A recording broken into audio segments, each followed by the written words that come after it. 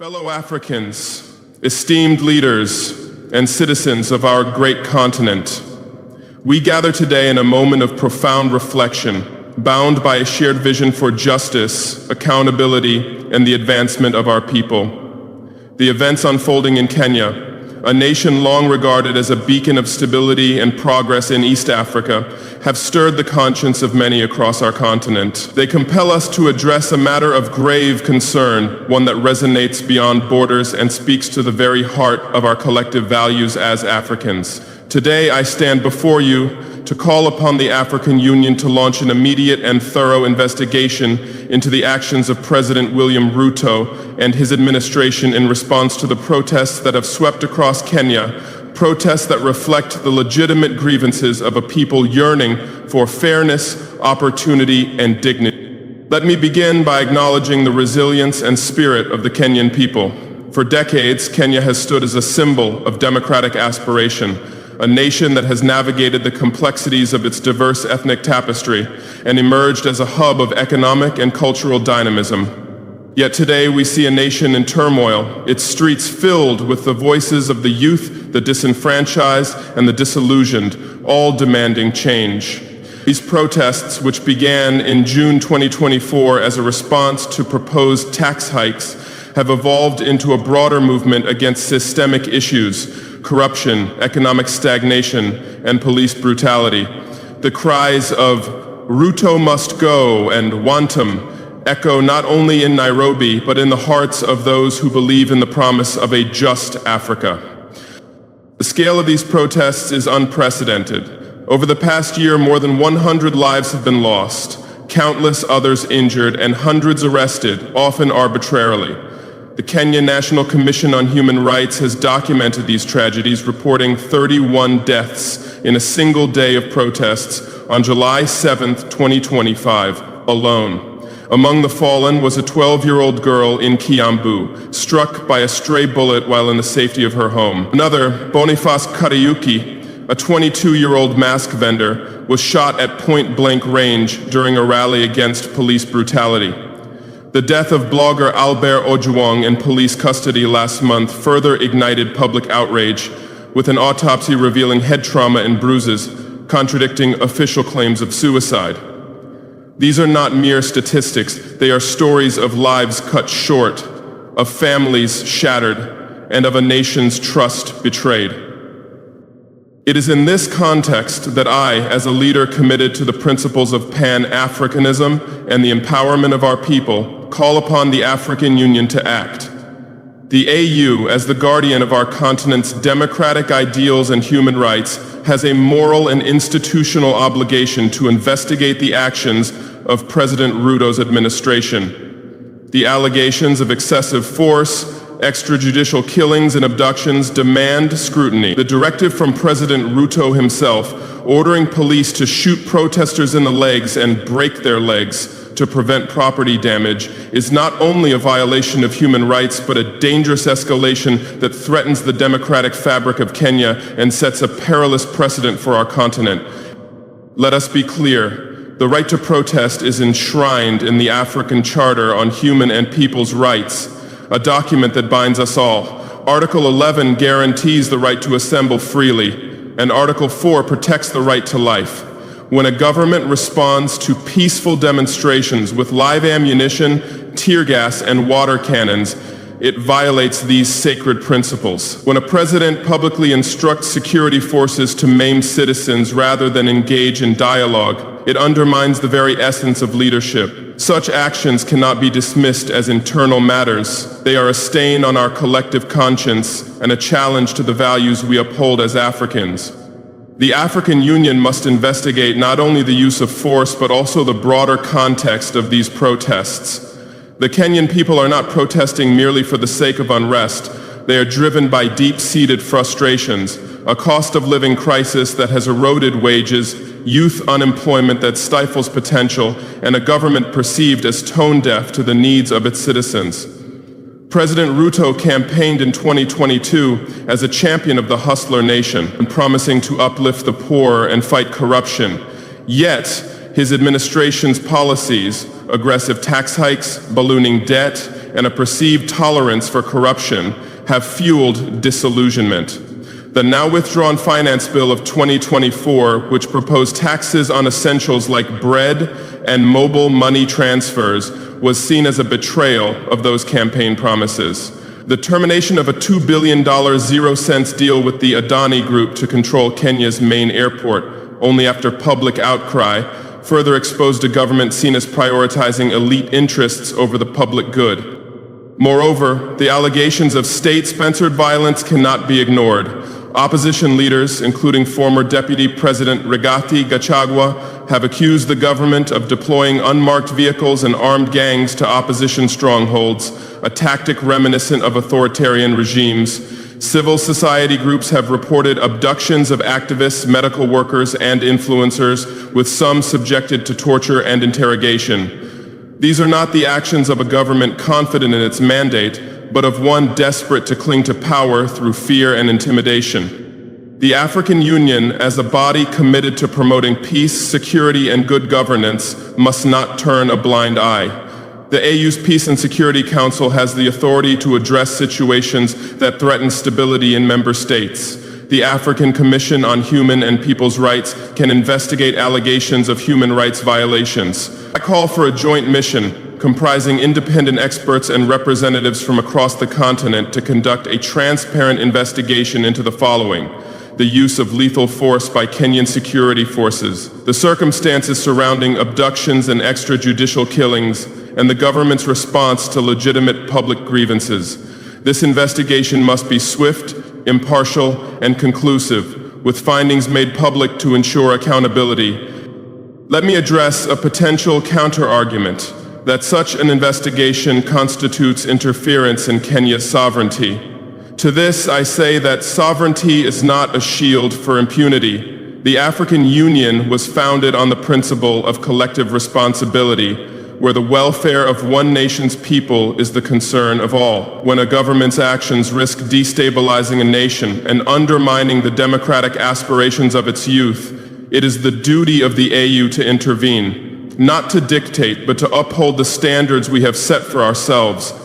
Kenya's stability is critical not only for its 57 million citizens, but for the entire East African region, a hub of economic and diplomatic influence. I also call upon the AU to engage in proactive dialogue with the Kenyan government, opposition leaders, and civil society. The protests in Kenya are leaderless, youth-driven, and fueled by social media, reflecting a new era of activism that bypasses traditional political structures. This generation, born after the restoration of multi-party democracy in 1992, is educated, connected, and uncompromising. They demand systemic change, not temporary concessions. The AU must facilitate a platform for inclusive dialogue, ensuring that the voices of Kenya's youth are heard and that the government responds with meaningful reforms, not repression. To my fellow African leaders, I urge you to reflect on the broader implications of this crisis. Kenya is not an isolated case. Across our continent, young people are rising, demanding accountability, economic opportunity, and an end to corruption. From Burkina Faso to Nigeria, from South Africa to Sudan, the youth are the heartbeat of our future. If we fail to listen, if we respond with force rather than understanding, we risk alienating the very generation that will shape Africa's destiny. The protests in Kenya are a warning, a call to recommit to the principles of justice, equity, and good governance. Let me share a personal perspective rooted in my own journey as a leader. In Burkina Faso, we have faced our own challenges, security threats, economic hardship, and the weight of historical injustices. But I have learned that leadership is not about silencing dissent. It is about engaging with it. When our people took to the streets, we responded with dialogue, with policies aimed at empowering women and youth, and with a commitment to transparency. The contrast with Kenya's current trajectory is stark. While we in Burkina Faso strive to rebuild trust through inclusion, Kenya's government has chosen a path of confrontation, alienating its people and risking further instability. I do not stand here to cast judgment, but to appeal to our shared humanity. President Ruto, I address you directly. Your people are not your enemies. They are the soul of Kenya, the dreamers and builders of its future. Listen to them, engage with them, abandon the rhetoric of violence, and embrace the path of reconciliation. The world is watching, and history will judge us not by the power we wield, but by the legacy we leave. To the Kenyan people, I say this: your courage inspires us all. Your determination to demand accountability, to reject corruption, and to fight for a better future is a beacon for Africa. Do not lose hope, for your struggle is our struggle. The African Union, I am confident, will stand with you, ensuring that justice is served and that your voices are amplified. Let us delve deeper into the implications of this crisis for the African continent. The protests in Kenya are not merely a national issue. They reflect a broader trend of youth-led movements across Africa. Our continent is the youngest in the world, with over 60% of our population under the age of 25. This demographic reality is both our greatest asset and our greatest challenge. Our youth are tech-savvy, globally connected, and acutely aware of the injustices that plague their societies. They see the wealth of our natural resources, the potential of our economies, and the promise of our democracies. Yet they are confronted daily with unemployment, inequality, and systemic corruption. In Kenya, the unemployment rate among youth stands at over 35%, with many graduates unable to find meaningful work. This is not unique to Kenya. It is a challenge we face from Accra to Addis Ababa, from Dakar to Dar es Salaam. The African Union must recognize this demographic shift as a call to action. We cannot afford to ignore the aspirations of our youth, nor can we suppress their voices with force. The protests in Kenya are a microcosm of a larger struggle, a demand for governments to prioritize inclusive growth, to invest in education and skills training, and to create pathways for young people to contribute to their societies. The AU's Agenda 2063, with its vision of an Africa of good governance, democracy, respect for human rights, justice, and the rule of law, must not remain a mere aspiration. It must be a blueprint for action, starting with addressing crises like the one in Kenya. I propose that the African Union establish a permanent mechanism for engaging with youth movements across the continent.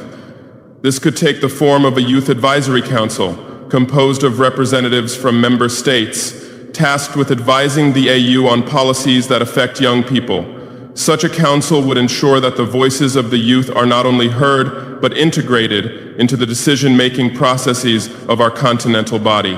In the context of Kenya, this council could mediate between the government and protesters, fostering dialogue and preventing further escalation. Furthermore, the AU must strengthen its capacity to monitor and respond to human rights violations in real time. The current crisis in Kenya highlights the need for a rapid response mechanism within the African Commission on Human and People's Rights.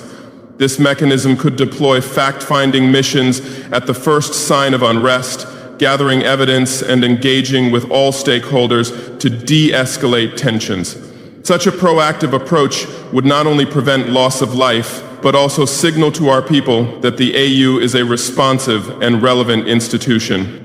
I also call for economic solidarity among African nations to support Kenya during this crisis. The economic pressures fueling the protests, high debt, inflation, and unemployment are not unique to Kenya.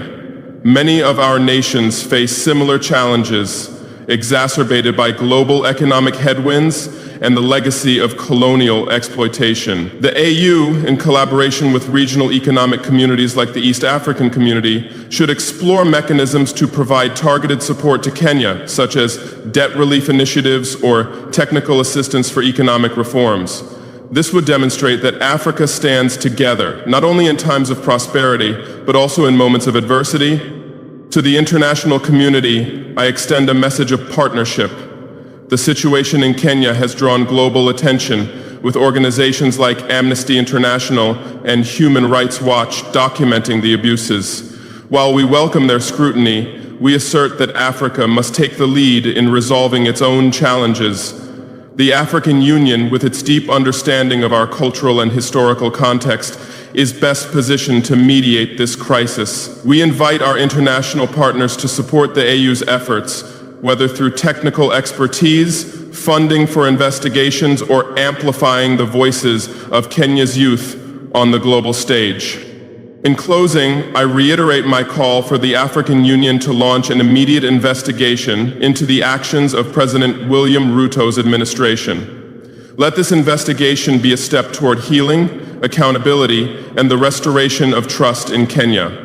Let it serve as a reminder that no leader is above the people and no government can thrive without the consent of the governed. Let it inspire us to build an Africa where the rights of every citizen are protected, where dissent is met with dialogue, and where the dreams of our youth are nurtured, not crushed.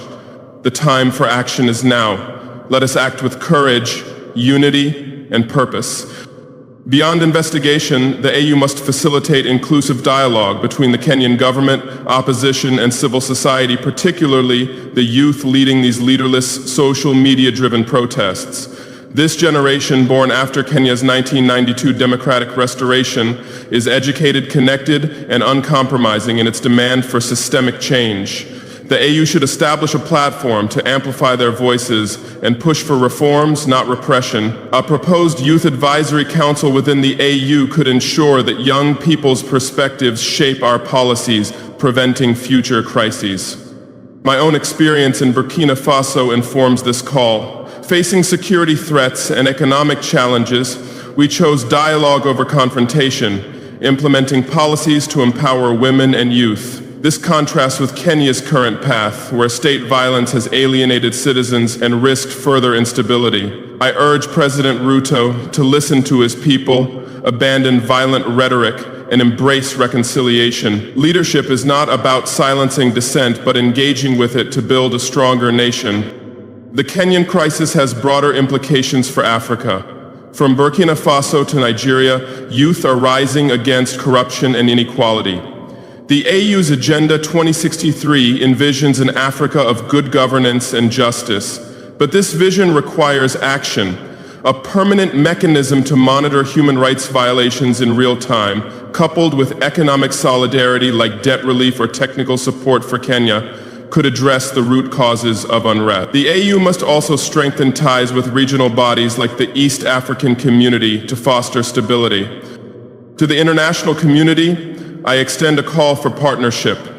While global organizations have documented Kenya's abuses, Africa must lead in resolving its challenges. The AU's cultural and historical insight positions it uniquely to mediate.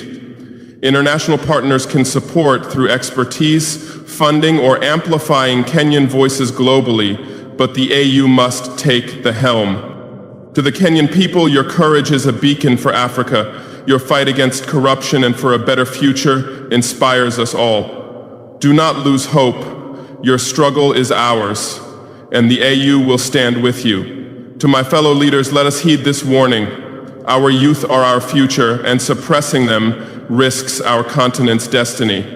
We must recommit to justice, equity, and governance that serves all. In conclusion, I call for an AU-LED investigation into President Ruto's actions, a step toward healing and accountability. Let it remind us that no leader is above the people and no government thrives without their consent. Let us build an Africa where rights are protected, dissent is met with dialogue, and youth are empowered. The time for action is now. Let us act with courage, unity, and purpose. May Africa rise. Thank you, and may Africa rise.